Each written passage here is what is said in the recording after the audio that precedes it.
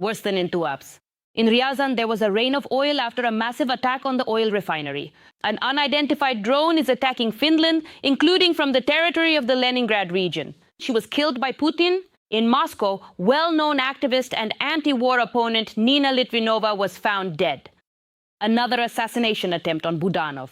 The Kremlin tried to kill Zelenskyy's chief negotiator. A brilliant special operation. The Ukrainian armed forces are moving into the rear. A Russian Be-200 Altair amphibious aircraft, a KD-27 helicopter, and many air defense systems were destroyed. Budanov stated that Putin is ready to launch a nuclear strike. Xi military correspondents raised a furious outcry. The front is stuck. Thousands of daily casualties, and the Ukrainian armed forces are destroying logistics in the rear. Putin gave the order to boost his own ratings. Sociologists are being forced to go door to door and coerce citizens into loving the authorities. This marks the end of friendship. After his visit to Beijing, Trump announced that China will now buy only American oil. A frightened Putin urgently flies to see Xi. A split in the Kremlin. Part of Putin's inner circle is pressuring him to end the war. A ticket to the Hague for Putin. At a meeting of the Council of Europe, the launch of a special tribunal for crimes of Russian aggression was approved. Greetings. My name is Yulia Kokan, and right now here are the main stories. But first, please like this video and subscribe to our channel so we don't lose each other on YouTube.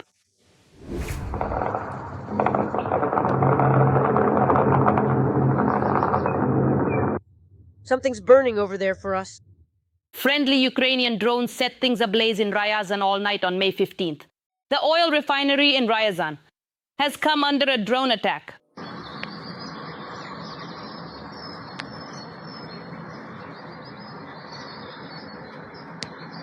The city was shrouded in thick smoke, and from clouds as black as Putin's soul, a rain of oil began to fall.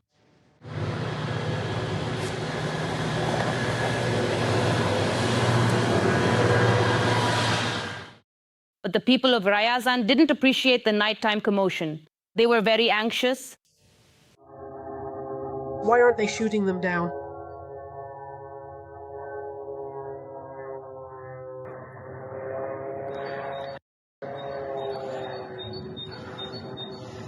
You can hear it buzzing right now, and it's quite loud.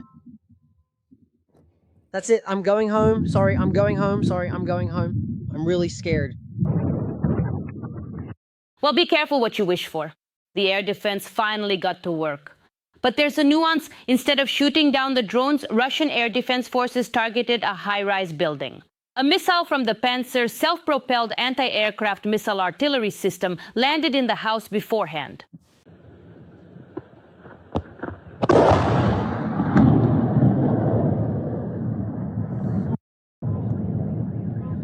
Hey, your mother.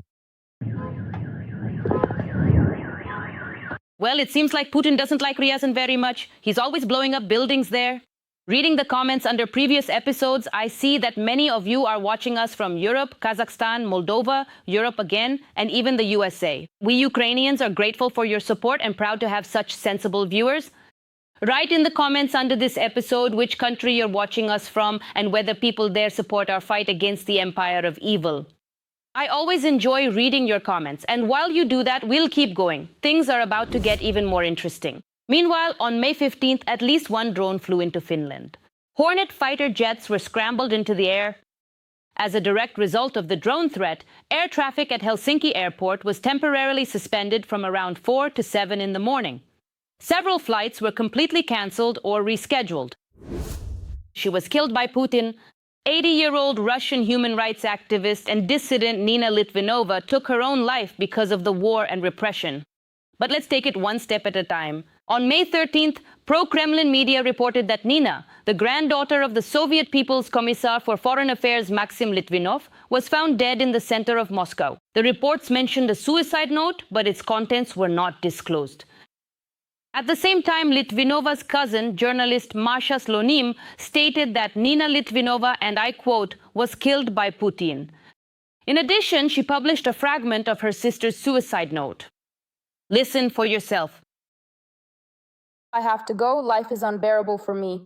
Since Putin attacked Ukraine and has been killing innocent people, and here thousands of people are endlessly being imprisoned, suffering and dying there simply because, like me, they are against the war and against the killings. I can't do anything to help them. Zhenya Berkovich, Svetlana Petrichuk, Karina Tsurkan, and thousands of others are suffering and dying behind bars. I tried to help them, but my strength is gone, and day and night I am tormented by my helplessness. I'm ashamed, but I gave up. Please forgive me. Nina Litvinova, zoologist, marine biology specialist, granddaughter of the Soviet People's Commissar for Foreign Affairs Maxim Litvinov, and sister of Pavel Litvinov, who participated in the Red Square demonstration in 1968. She herself also took part in the dissident movement, helping Soviet and later Russian political prisoners. And what do you think? Who is to blame for the death of the human rights activist and dissident? Write your thoughts, I will definitely read them. Here's this news. The Kremlin is trying to kill Budanov. This was stated by the head of the president's office, Kirill Budanov himself, in an interview with The Times. According to him, Russia is trying to kill him, even though he is conducting peace negotiations with Russia.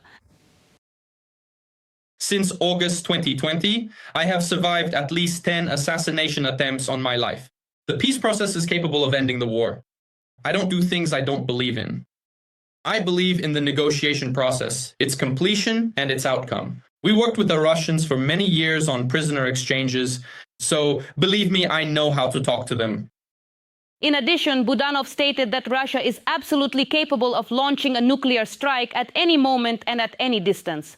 Its nuclear potential allows it to do so. But above all, this is a matter of political will.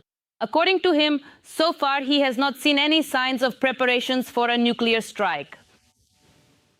A brilliant special operation. Ukrainian defenders destroyed a Russian Be-200 Altair amphibious aircraft, a K-27 helicopter, a cargo ship carrying air defense system ammunition, and an army training center. This was reported by the Ukrainian Armed Forces Unmanned Systems Unit.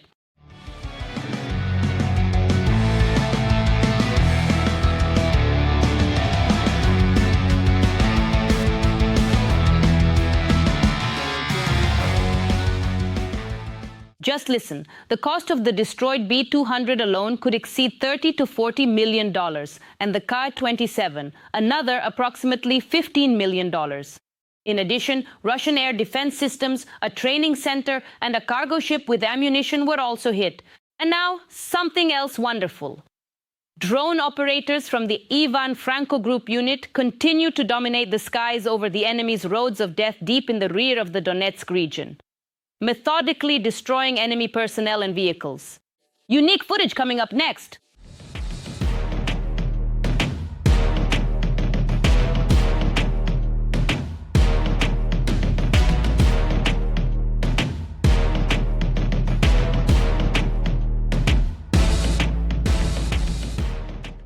And now real cringe. Just listen to this. Footage has appeared on social media showing Z propagandist Anastasia Kashevarova on one of the broadcasts, expressing surprise at why Putin keeps sending Russians to be slaughtered in Ukraine by the dozens, instead of wiping them out right in Russia. Yes, you heard that right. Don't believe it? Listen for yourself. We must remember that the skies, of course, are almost entirely controlled by the enemy. That is an unfortunate fact. Everyone is saying this now. This has never changed at all. Things are far from simple at the front. There are very heavy battles in Chasiv Yar. The enemy is even making some advances there. There are also very heavy battles in the Sumy direction. And in general, it's very tough all along the front.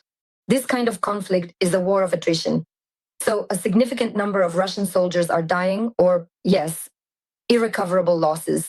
There are also our guys who become disabled, of course, without arms, without legs, who can no longer fight. There are those killed and those missing in action. Is it necessary to mobilize? If the war is ongoing, if we are once again going to spend human resources by sending thousands of people under drones. For what? So that they just die there pointlessly, ineffectively? In that case, we might as well just kill them here. I can see it. You can see where all this is heading to. They're closing in on us, they're pressing us from all sides. Or here's another cry from the heart. In the 5th year of the special operation, a fighting author of the Z Public, Solidarskaya Dvizhuka from Donetsk, had a stunning thought cross his mind. It turns out that after the failed capture of Kyiv, and with Putin's army being significantly undersized, all of a sudden it became urgently necessary to defend Russian pig farms from the cunning Banderites. We are an army of sufferers. We keep enduring and enduring, to the point where, in a drunken haze, we're even allowed to hold parades on Red Square.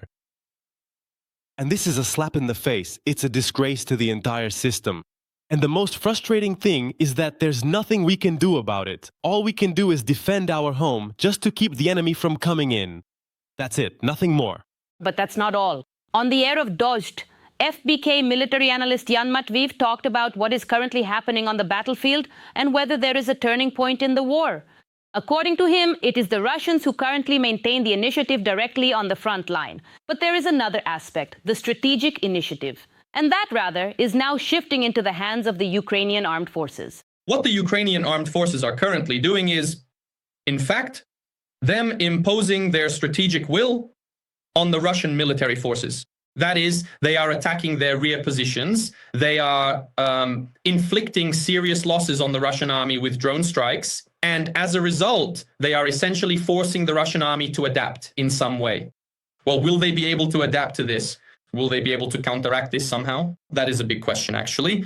Matviv also answered the question of how, in the 5th year of the war, Russia and its air defense are still so unprepared for drone attacks. According to him, there is a fairly simple answer to this, one that even the Z military correspondents admit. Listen for yourselves. The Ukrainian air defense network, which I already mentioned earlier today, has successfully built a very complex, very serious, and multi-layered integrated defense system. This system relies on an incredible coordination network where even a small squad equipped with a machine gun, just sitting in an armored vehicle or even a simple pickup truck, receives the same clear, reliable, and real-time information as the professional fighter pilot flying to shoot down a Shahed drone. And they all operate together within a unified scheme, within a single system. Everyone knows what to shoot down, which target is theirs, which is not, where these targets are, and when they will appear. But in the Russian air defense, there is no such system. All this time, they continued to believe that they could cope using their traditional SAM systems, anti-aircraft missile and gun systems, that is literally anti-aircraft installations of various types. But it turned out, and this in principle could have been predicted, that with a large number of drones, all these anti-aircraft installations simply won't be able to keep up with them.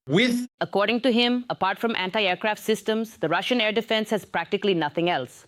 Aviation is almost ineffective against drones, and most importantly, there is no coordination system. You may remember how, at the end of last year, Putin and the Ministry of Defense so pompously presented the reservists who would protect key facilities, various oil refineries, factories, and so on. That initiative also fizzled out. So it seems like they did something, but nothing actually happened. In other words, as I understand it, they didn't even really recruit those people. I never cease to admire the courage and heroism of the Ukrainian soldiers. They are holding the front and standing up to a huge horde that vastly outnumbers them. That's why I urge you to support the armed forces of Ukraine. And if you can't do so financially, write them words of encouragement in the comments. I know they're watching us. Putin is being lied to by his own generals. They take advantage of the elderly and technologically backward dictator's lack of internet skills and feed him completely false information about the evolving situation at the front. So Putin is convinced that the Russian army is advancing victoriously and that only a few months remain until the complete capture of Donbas. We will prove that this is absolutely not the case in reality. Russian generals are pulling the wool over Putin's eyes. I do not see anything unusual about this at all. Despite the increasingly catastrophic situation at the front, the Ministry of Defense of the aggressor country continues to report to the Kremlin about the alleged successful capture of more and more territories. Meanwhile, the Russian army is allegedly achieving victories so actively that their rate of advance over the past 3 months has been the slowest pace observed since 2023.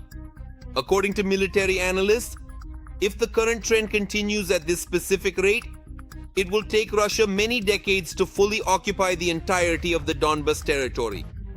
They love to watch the black sky, that's clear, and they don't want to communicate with their leadership in any way because the only thing being sold to them is war. Nevertheless, Russian commanders convinced Putin that their troops could fully capture the Donbas by autumn. which apparently greatly encouraged the bunker dweller.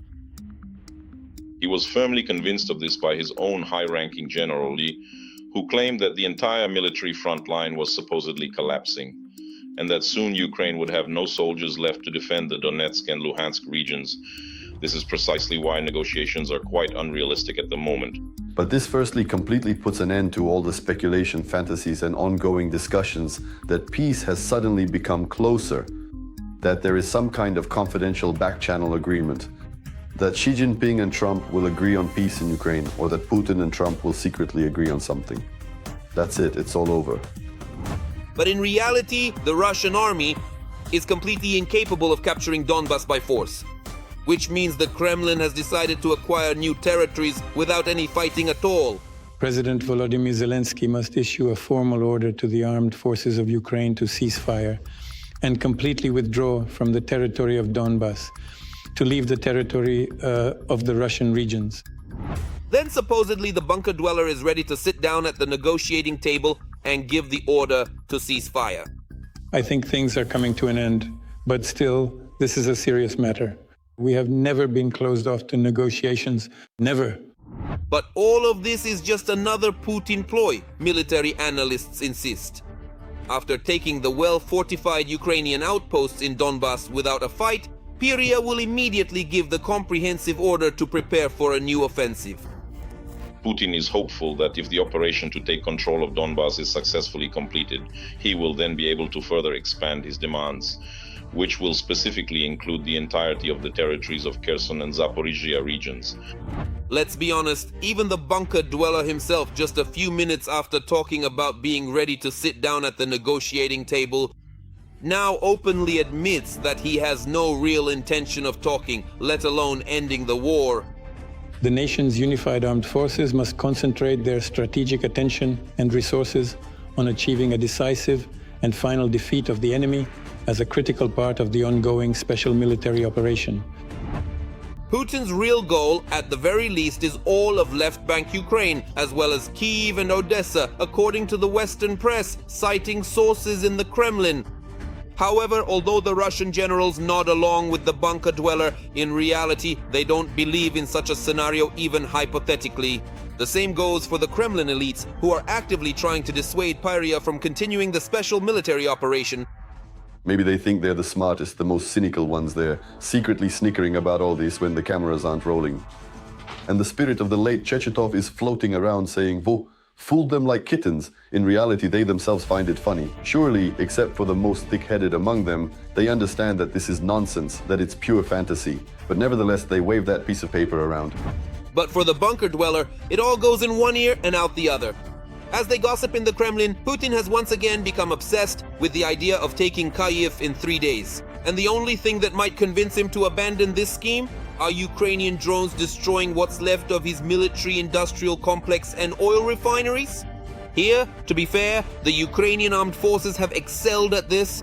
So much so that with each passing day, it becomes harder for Russian generals to lie to the old man about victories at the front as the constant alarms sound in Moscow and oil ports burn deep in the rear.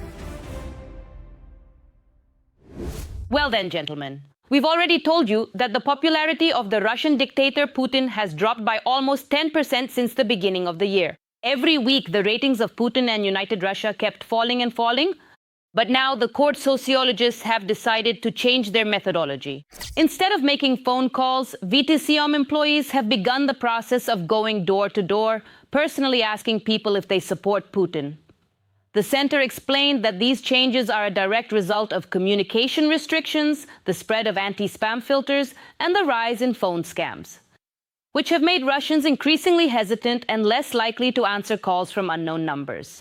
After changing their polling methodology, VTCOM reported an increase in the ratings of the dictator Putin. Prior to those events, on April 24th, the State Center had documented a steady downward trend in Putin's ratings for 7 consecutive weeks. According to data published on May 15th, 72.1% of respondents expressed that they placed their trust in Putin. Furthermore, the level of approval for his activities was recorded at 66.8%. And what do you think about that? Do you believe that Putin's ratings suddenly shot up? Write your thoughts, and please don't hold back in the comments. Russia's dictator Vladimir Putin will make an upcoming visit to China just a few days after American President Donald Trump. This was reported by the South China Morning Post. The publication notes that the visit is unlikely to be marked by the same pomp as during Trump's trip. For China, this will be the first time that the PRC hosts the leaders of both countries in the same month, not counting multilateral meetings. According to the media, this reflects China's efforts to build ties with both the US and Russia. Preliminary reports say that Putin's visit and his meeting with Chinese dictator Xi Jinping will take place on May 20th. But for now, a few words about Donald Trump's visit to China. The media reports that China has agreed to buy American oil and invest hundreds of billions of dollars in the American economy, including the purchase of 200 Boeing aircraft. The US president told Fox News in an interview about agreements with the PRC on the sale of American oil. Trump added that his meeting with Xi went better than the last time. Supposedly, last time they made about 36 deals. This time it's much more. For more details about Trump's visit to the Middle Kingdom, let's watch the report. The great leader Donald Trump, accompanied by a whole cohort of the world's top businessmen, finally made it to a meeting with the other great leader. This visit was planned right after Donald's re-election, but it was postponed and is now taking place against the backdrop of the prolonged wars in Ukraine and Iran, as well as the blockade of the world's main oil transport artery, the Strait of Hormuz, which is impacting the economy, including that of China. They will discuss new technologies, and artificial intelligence will also be on the agenda. Both sides have very significant interest here. Very substantial benefits are expected from this visit if a deal is reached. But for Trump, let me emphasize once again, it is necessary, well, at least in the interests of the United States, let's put it that way, to secure this normal state of affairs right now, because Trump no longer has the opportunity to get into any serious conflicts, especially with the Chinese. His approval ratings are at a significant low, and with the upcoming elections fast approaching, he needs more help, more support, more cooperation, and more benefits for American farmers, for example, which will undoubtedly also be discussed during this visit. What he needs right now is certainly not a new crisis, not a conflict, and not yet another escalation. Analysts emphasize that this truly historic visit by the presidents is taking place without any prepared draft. The meeting between the Vice Premier of the State Council of the PRC and the US Secretary of the Treasury, which took place the day before, essentially ended with nothing. Moreover, according to the Associated Press, the very first statements by the leaders already showed just how diametrically opposed their positions are. While Trump showered Xi Jinping with compliments, Xi warned that Washington's approach to Taiwan could put the entire relationship under serious threat. Later, in its communiqué, the Chinese Foreign Ministry also stated that the issue of the island is the most important one in Sino-American relations. If it is handled properly, bilateral relations as a whole will remain stable. Otherwise, clashes and even conflicts may arise between the two countries, putting the entire relationship under serious threat. Taiwan's independence and peace in the strait are as incompatible as fire and water. Maintaining peace and stability in the Taiwan Strait is the greatest common denominator between China and the United States. The American side must exercise particular caution in handling the Taiwan issue. Right now, there is an arms procurement agreement for Taiwan on the table. And overall, everything is ready, but it needs Trump's signature. This is also a very big deal. Where will this lead? It seems to me that China is really taking advantage of Trump's desire to strike a trade deal. And I think, let's speculate, the rhetoric was something like this. Look, we have a lot of big, great things ahead of us. America will be rich, China will be rich, China will open its doors to American companies. But on the way to this great and wonderful future, there is a small obstacle, and that is Taiwan. Let's discuss this political issue, political, not economic. And as soon as you say that you will not in any way try to support Taiwan by military force, China will throw open its doors to American companies. So it seems to me that this, well, not an ultimatum, but this condition was voiced. The Americans' visit to China is taking place between a trip to the Middle Kingdom by delegates from Iran and the loudly announced, though still undated, visit of Putin to Beijing. Analysts note that it is unlikely Trump and Xi Jinping will devote significant attention to the war in Ukraine during their talks. These are substantial, serious negotiations. But I don't think Donald Trump will be able to successfully achieve all of his goals in this one visit. And this scenario is not positive for us, because until recently, about 5 or 6 months ago, Trump was hoping to accomplish quite a lot right now, in April. But now it's clear that not everything is working out as he would like. And there is a possibility that this negotiation cycle will simply be stretched out until the fall. But the most interesting things will happen after Donald is escorted to the airplane ramp. It was 8 years ago when he also visited China, lavished them with many high compliments, and upon returning home, officially declared a trade war that continues to this day. Putin's inner circle is pushing him to end the war. The British publication paper reports that within the Russian leadership, pressure is mounting on the dictator to end the war against Ukraine. According to columnist Mark Galeotti, part of the Kremlin's inner circle believes that the war has reached a dead end. Here are the details. It seems that the Kremlin has begun to realize the war they promised would end quickly has dragged on for far too long. I think things are moving toward an end, but still, this is a serious matter.